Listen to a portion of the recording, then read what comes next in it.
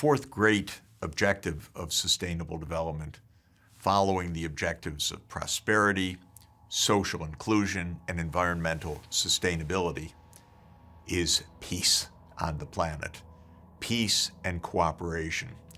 And these two goals are enshrined in SDG 16, which calls for peaceful and inclusive societies for all, and SDG 17, which calls for global partnerships to achieve sustainable development.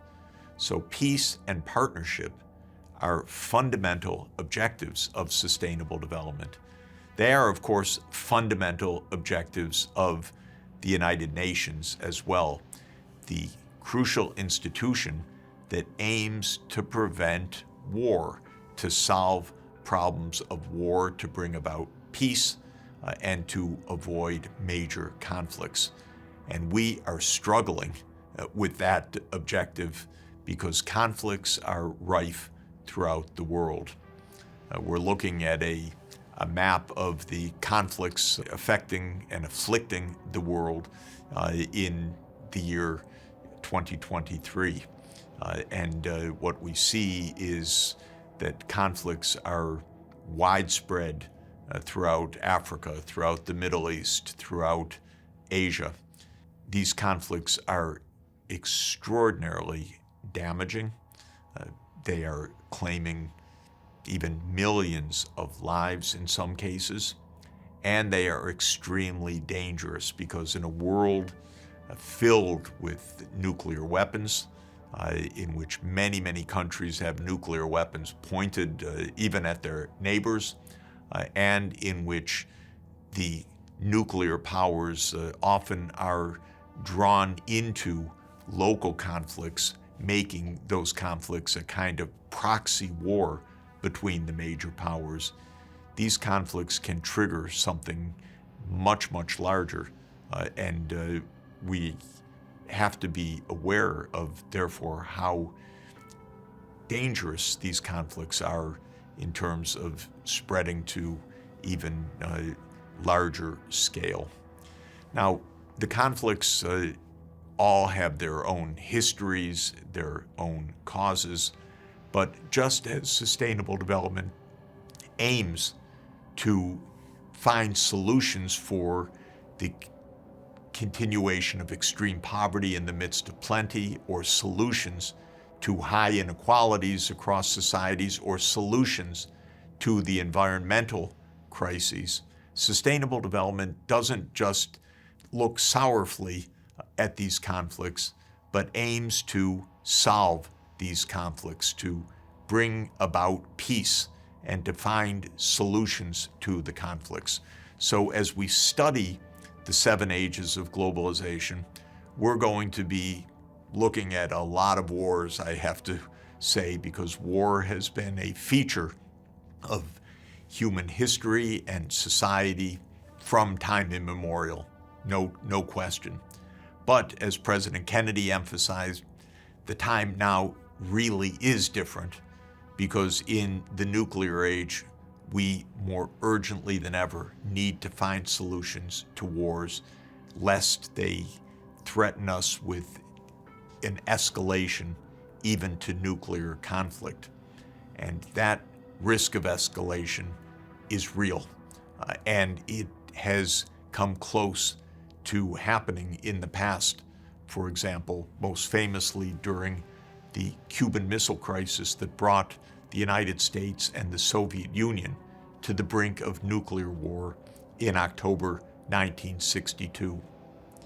In our problem solving, we will study ways to reduce conflicts, and we will study the potential role of the United Nations as the institution in the world assigned with the task of ending conflicts. And the part of the United Nations that is given the specific assignment, the specific responsibility to end conflicts, is the United Nations Security Council. This is a body of 15 UN member states, 5 of them permanent members of the UN Security Council: the United States, Russia, China, France, and the UK, which got their permanent seats by virtue of the fact that they were the alliance of nations that was victorious in World War II in defeating the fascist countries of that war. And in 1945, with the establishment of the UN, those 5 countries became permanent members. The other 10 members of the UN Security Council hold their seats on a rotating basis, in which the 188 other countries, the non-permanent members of the UN Security Council, can run for election within their respective regions for a 2-year non-permanent seat on the UN Security Council. Well, in principle, this 15-member body within the UN is charged and given the tools to keep the peace. And its responsibility under the UN Charter is to find solutions to threats to the global peace, even before wars break out. And then in the event of war, to use instruments like sanctions or other instruments of international law, or peacekeeping forces, or even military forces to stop wars before they get out of control. It is an august responsibility, but it is one that is sorely tested in our time. One of the features that was built into the UN architecture in 1945 was not only the permanency of the 5 members on the council, but also their right of veto. Each of the permanent 5 members has the right to veto actions by the rest of the UN Security Council. And so often the Security Council is trapped in a division among the major powers, where one or the other of the 5 permanent members vetoes actions that are agreed even by the other 14 member states. So we have an institutional challenge. We have a design problem. We, in our course, need to discuss ways to improve the functioning of the international system to stop conflicts, to avoid wars, to prevent wars from escalating.